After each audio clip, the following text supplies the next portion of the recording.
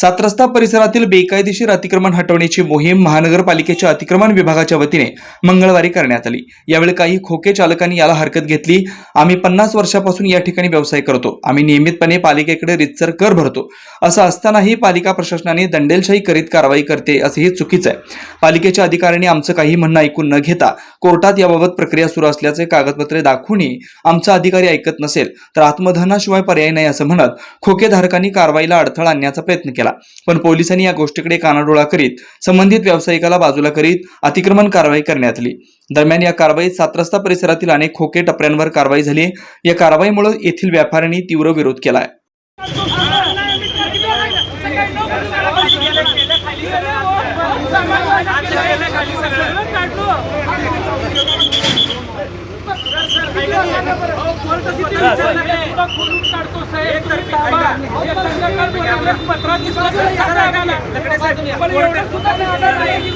कोर्टानं काय सांगितलं माहिती का, जर तुमचं दुपारपर्यंत कॉर्पोरेशननं म्हणणं दिलं नाही तर एकतर्फा तुम्हाला मी त्याचा निकाल देणार।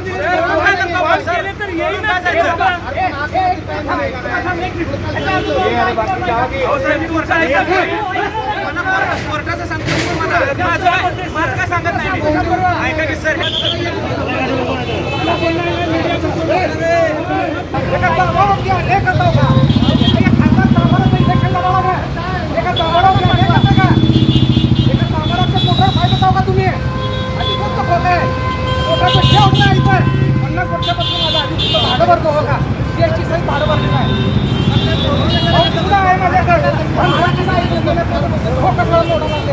सात रस्ता परिसरात आज जी काही महापालिकेची कारवाई झालेली आहे ती बेकायदेशीर आहे आणि कुठेतरी पोलीस प्रशासन आणि महानगरपालिका ही दबावाखाली काम करत आहे असं चित्र दिसून येत आहे। कारण की काय आजची जी कारवाई झालेली आहे त्यांच्याकडं अभिप्राय नसताना काय नसताना ते येऊन तोडफोड केली आहे।